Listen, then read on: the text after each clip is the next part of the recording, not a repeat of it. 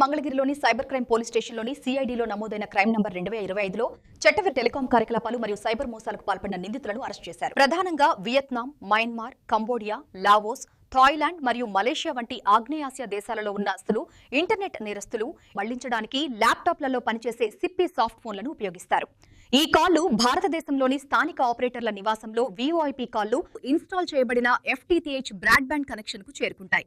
ఇది IPDR మరియు NAT లాగ్లలో స్పష్టంగా గుర్తించబడుతుంది. టెలిగ్రామ్ ద్వారా విదేశీ నేరస్తులు స్థానిక ఆపరేటర్లకు కమ్యూనికేట్ చేసి సూచనలు ఇస్తారు.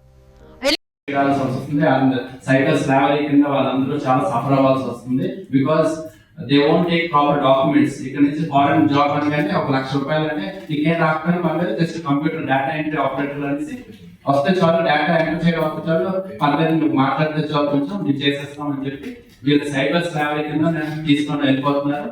అక్కడ తీసుకొని వెళ్ళిపోయి ఇదే సైబర్ క్రైమ్ ని ఇనిషియేట్ చేయడం జరుగుతుంది. In that process also our CID team along with MHA and everything we are doing tasks and brought many people.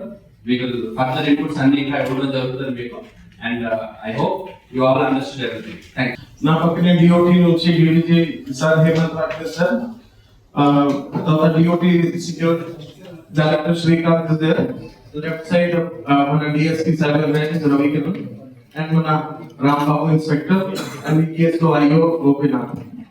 So I will start. So అందరికీ నమస్కారం.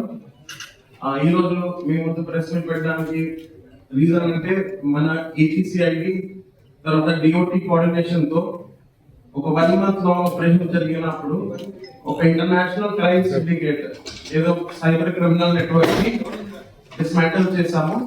వాళ్ళు చేసిన అన్ని నేరంకి వాడుకొని ఎక్విప్మెంట్స్ ముందు ఉన్నాయి. మెయిన్ ఏంటంటే ఇప్పుడు మన ఒక ఇంటర్నేషనల్ సిండికేట్ లో మల్టీ స్టేట్స్ లో జరిగిన సైబర్ క్రైమ్ అక్కడ సెటప్ చేసిన సిమ్ బాక్సెస్ మీ ముందు ఉన్నాయి. We have raided multiple states and 14 SIM boxes ఇప్పుడు